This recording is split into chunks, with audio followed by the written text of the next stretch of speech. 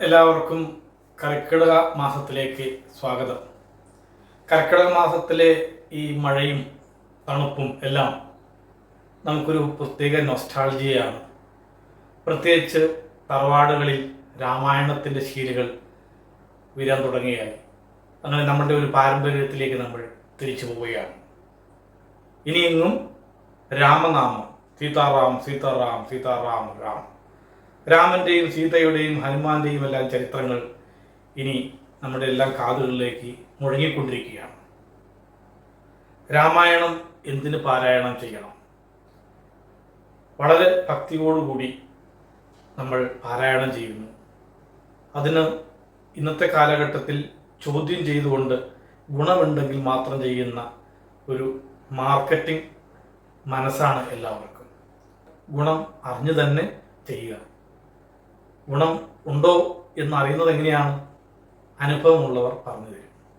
രാമായണത്തിൽ തന്നെ വാനരനായിട്ടുള്ള സുഗ്രീവൻ, വലിയ സന്യാസിമാരും ഋഷീശ്വരന്മാരും ബ്രഹ്മജ്ഞാനികളും പറഞ്ഞതവിടെ നിൽക്കട്ടെ, കാട്ടിൽ വസിക്കുന്ന വെറും ഒരു വാനരൻ പറയുന്നു, ചിത്തം ഭഗവാനെങ്കിൽ ഉറക്കായെങ്കിലും അതിഭക്തിയോടെ സാദരം രാമരാമേരി ജപിക്കയാൽ മുക്തി സിദ്ധിച്ചിടും ഫലം.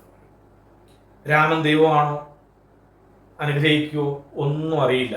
എങ്കിലും ഉറച്ച മനസ്സോടുകൂടി ഭക്തിയോടുകൂടി രാമമന്ത്രം അങ്ങ് ജപിക്കുക, എന്തായാലും ലക്ഷ്യത്തിലെത്തും. ഇത് സുഗ്രീവന്റെ അനുഭവം മറ്റുള്ള വാനരന്മാരോട് സീതാന്വേഷണത്തിന് പോകുമ്പോൾ പറഞ്ഞു കൊടുക്കുന്ന ഒന്നാണ്.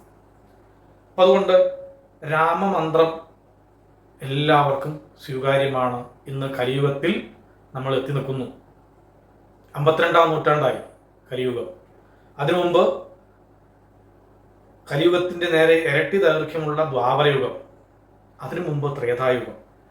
അന്ന് സംഭവിച്ച രാമാവതാര ചരിതങ്ങൾ ഇന്ന് തലമുറയായി മടിയിലിരുത്തി പേരക്കുട്ടിക്ക് ഉപദേശിക്കുന്ന അമ്മൂമ്മയും അപ്പൂപ്പനും. അവരാണ് ഈ രാമായണത്തെ ഇന്ന് നമ്മൾ ജീവിക്കുന്ന തലമുറയിലേക്ക് എത്തിച്ചിരിക്കുന്നത്. അതുകൊണ്ട് ഇന്നത്തെ പേരക്കുട്ടികളും കൊച്ചുകുട്ടികളും ഭൗതിക ജീവികളും പുരോഗമിച്ചവരും അവരുടെ കർത്തവ്യം, ഇവർക്കും ഒരു ഭാവി, ഒരു തലമുറ വരുന്നുണ്ട്, അവരിലേക്ക് ഇത് കൈമാറുക എന്നുള്ള ഒരു അവരവരുടെ കർത്തവ്യബോധത്തെ ഒന്ന് ഓർമ്മപ്പെടുത്തണം. ഒന്നാമത്തെ പേജ് തന്നെ നമ്മൾ ഗണപതിനെയും ഗുരുവിനെയും വന്ദിച്ചുകൊണ്ട് ശ്രീരാമ രാമ രാമ ശ്രീരാമസ്തുതിയോടെ രാമായണം തുടങ്ങുകയാണ്. ഒരു ചോദ്യം, രാമനാണോ രാമമന്ത്രമാണോ ആദ്യം ഉണ്ടായത്? രാമമന്ത്രമാണ്. കാരണം രാമാവതാരം എടുത്ത് വരുമ്പോൾ വാൽമീകി ആശ്രമത്തിൽ പോകുന്നുണ്ട് രാമനും സീതയും കാനന യാത്രാ സമയത്ത്. അപ്പോൾ വാൽമീകി മഹർഷിയായി തീർന്നത് രാമരാമ ജപിച്ചുകൊണ്ടാണ് നമ്മൾ കേട്ടിട്ടുണ്ട്. അത് ഈ രാമൻ ജനിക്കുന്നതിന് മുമ്പാണ്. പിന്നീട് ശബരി മാതാവ് രാമാവതാരത്തെ പ്രതീക്ഷിച്ച് ഇരിക്കുകയാണ്. അപ്പോഴും രാമൻ ജനിച്ചിട്ടില്ല. വർഷങ്ങൾക്ക് ശേഷം രാമൻ വരും. ആ സമയത്തും ജപിച്ചുകൊണ്ടിരിക്കുന്ന മന്ത്രം രാമമന്ത്രമാണ്. രാമമന്ത്രം താരകമന്ത്രമാണ്. അത് 3 ലോകത്തിനും, മനുഷ്യർക്കും അസുരന്മാർക്കും ദേവന്മാർക്കും ഒരുപോലെ ഗുണം ചെയ്യുന്നതും അവകാശമുള്ളതുമായ 2 അക്ഷരമാണ്, 2 മാത്രകളാണ്. ഒന്ന് റകാരം നമ്മൾ ചെവിയെല്ലാം അടച്ചു പിടിച്ച് ചെയ്തു നോക്കുക, ഹൃദയം വൈബ്രേറ്റ് ചെയ്യും. 2 മകാരം, അത് നമ്മുടെ ബുദ്ധിയെ വൈബ്രേറ്റ് ചെയ്യും. ഹൃദയവും ബുദ്ധിയും, അത് തലച്ചോറും മനസ്സും അറിവും, അത് ശുദ്ധമാണെങ്കിൽ എല്ലാം ശുദ്ധമായി. രാമമന്ത്രത്തിലൂടെ എല്ലാം നമുക്ക് നേടാൻ സാധിക്കുന്നു. ഒരു സാധാരണ മനുഷ്യന് ഏറ്റവും സന്തോഷം കിട്ടുന്നത് അവന് ഭൗതിക നേട്ടത്തിലൂടെയാണ്.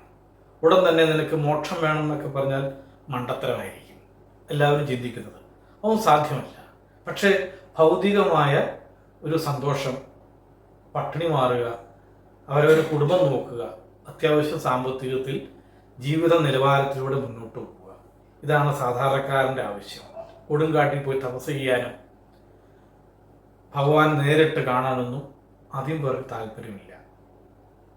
സാധാരണക്കാരൻ്റെ ജീവിതം സമാധാനത്തോടുകൂടി മുന്നോട്ട് പോകാനാണ് എല്ലാ ഈശ്വരന്മാരും നിലകൊള്ളുന്നത്. അതിനുവേണ്ടി ഇറങ്ങിത്തിരിക്കണം. എന്നിരുന്നാലും ഈ സമാധാനം, സന്തോഷമൊക്കെ എന്നും എക്കാലത്തും നിലനിൽക്കണമെങ്കിൽ ചില കാര്യങ്ങളുണ്ട്. ആത്മീയത, ദൈവീകത, അതും ഭൗതികതയുമായിട്ട് ചേരുമ്പോഴാണ് ആത്യന്തികമായ സുഖം ലഭിക്കുക. ആത്മീയതയിലേക്ക് ഭൗതികത നേരിട്ട് ഒരിക്കലും ചേരില്ല. രണ്ടും രണ്ടറ്റത്താണ് നിൽക്കുന്നത്. പക്ഷെ ചേർക്കാൻ ഒരു മാർഗമുണ്ട്, അത് ദൈവീകതയാണ്. ശ്രദ്ധിക്കണം, ആത്മീയത ദൈവീകതയെ കൊണ്ട് ഭൗതികതയെ ചേർക്കാൻ വേണ്ടിയിട്ട് അതിന് ഭക്തി ആവശ്യമാണ്, രാമമന്ത്രം ആവശ്യമാണ്. അറിവ് അതാണ് പരമപ്രധാനം. ഡാറ്റ അല്ല അറിവ്. ജീവിതത്തിൽ അമൃതത്വം കൈവരിക്കുന്നതിനാണ്, അങ്ങനെയുള്ള ഡാറ്റയ്ക്കാണ് അറിവ് അല്ലെങ്കിൽ വിജ്ഞാനം എന്നൊക്കെ നമ്മൾ പറയുക. അത് ഈ രാമമന്ത്രത്തിലൂടെ കിട്ടുന്നുണ്ടോ എന്ന് ചോദിച്ചാൽ രാമന്റെ ജീവിതം പഠിക്കുന്നതിലൂടെയാണ് നമുക്കത് കിട്ടുള്ളൂ. രാമൻ ആദരിക്കപ്പെടേണ്ടതാണോ? സീതയെ ഉപേക്ഷിച്ചില്ലേ? ഒളിയം ചെയ്ത് പോകുന്നില്ലേ? അങ്ങനെയൊക്കെ ചോദിച്ചു, ഒന്നും കുഴപ്പമില്ല. അങ്ങനെയുള്ള 100 ചോദ്യങ്ങൾ നമ്മൾ എഴുതി വെക്കുക. അതിന് ഉത്തരം കണ്ടെത്താൻ വേറെ ആരും ഉത്തരവാദിയില്ല, നമ്മൾ തന്നെയാണ് ഉത്തരവാദി. ചോദിക്കുന്നവന് ഉത്തരവാദിത്വമുണ്ട് ഉത്തരം കണ്ടെത്താൻ. അത് ഈ രാമായണത്തിൽ തന്നെയുണ്ട്. അതുകൊണ്ട് ഇങ്ങനെയുള്ള എല്ലാ ചോദ്യങ്ങളും എഴുതി വെച്ച് ഈ മാസത്തെ രാമായണ മാസം കഴിയുമ്പോഴേക്കും ഒരു ചോദ്യത്തിനെങ്കിലും കൃത്യമായ ഒരു ഉത്തരം നമുക്ക് കൊടുക്കാൻ സാധിച്ചാൽ ഈ വർഷത്തെ രാമായണം മാസാചരണം നമ്മൾ വിജയിച്ചു എന്ന് വേണമെങ്കിൽ പറയാം. സപ്തർഷികൾ രാമമന്ത്രം ഓതിക്കൊടുത്തു ഒരു ക്രൂരനായി ജീവിച്ചിരുന്ന ഒരു വ്യക്തിക്ക്. ആ വ്യക്തി ആ രാമമന്ത്രത്തിലൂടെ സ്ഫുടം ചെയ്ത് വലിയ ബ്രഹ്മജ്ഞാനിയായിട്ട് മാറി. 2 അക്ഷരം താരകമന്ത്രം ഈ ലോകത്തിന് വേണ്ടിയുള്ള മുഴുവൻ അക്ഷരങ്ങളുടെയും സൃഷ്ടി ആ മനസ്സിൽ നടന്നു. അതാണ് ആദ്യ കാവ്യം, ആദ്യ കവി. ഇതെല്ലാം രാമായണമാണ്. ത്രേതായുഗത്തിന് ശേഷം വരുന്ന ഓരോ മനുഷ്യജീവനും ഈ ഭൂമിയിൽ സ്വസ്ഥമായി ജീവിക്കാൻ പറ്റിയ ഒരു അന്തരീക്ഷം, ആത്മീയത സൃഷ്ടിക്കാൻ രാമന്റെ ചരിത്രം മാതൃകയാക്കണം. താരക മന്ത്രം, ത്രേതാ തത്വം അതിനെ ഉപേക്ഷിക്കുക. സൃഷ്ടി, സ്ഥിതി, സംഹാരം, ഈ 3 തത്വവും ഒരുമിക്കുന്നതാണ് ത്രേതാ തത്വം. ആ ത്രയംബകം വില്ലിനെ വലിച്ച് ഒടിച്ചയാളാണ് രാമൻ. അത് കഴിഞ്ഞാൽ പിന്നെ എന്ത്? തിരോഭാവം, അനുഗ്രഹം. മഹാദേവിയുടെ നാമത്തിൽ പഞ്ചകൃത്യ പരായണ എന്ന് പറയുന്നുണ്ട്. അത് സൃഷ്ടി, സ്ഥിതി, സംഹാരം, തിരോഭാവം, അനുഗ്രഹം. ഇതിനെ 3നെയും കളഞ്ഞാൽ മാത്രമാണ് സാക്ഷിഭാവത്തിലേക്ക്, ഈ ലോകം കൃത്യമായി മനസ്സിലാക്കിയ ഒരാൾക്ക് മാത്രമാണ് സ്വതന്ത്രമായി അവനവൻ്റെ കർമ്മത്തിലേക്ക് തിരിയാൻ പറ്റുള്ളൂ. എങ്കിൽ മാത്രമാണ് അയാൾ പ്രതീക്ഷിക്കുന്ന അയാളുടെ ജീവിതത്തിന് വേണ്ട ഒരു അനുഗ്രഹം കാത്തു നിൽക്കുകയാണ്, അത് കിട്ടുകയുള്ളൂ. നമ്മൾ പലതും വെറുതെ ആവശ്യമില്ലാതെ മുറുകി പിടിച്ചിരിക്കുകയാണ്. അത് ഉപേക്ഷിക്കാനുള്ളത് ഒരു മനസ്സ്, വർജിക്കേണ്ടത് വർജിച്ചാൽ വർദ്ധിക്കേണ്ടത് വർദ്ധിക്കും. അതിനുള്ളൊരു മനസ്സിലേക്ക് എത്താൻ രാമമന്ത്രം തുടങ്ങി വെക്കുക. വിശാലമായ വലിയ തത്വചിന്തകളൊന്നും നമ്മൾ ചിന്തിക്കണമെന്നില്ല.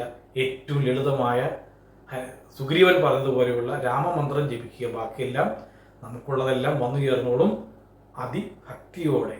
ശ്രീറാം ജയ രാം, ജയ ജയ രാം, സീതാറാം സീതാറാം, സീതാറാം രാം.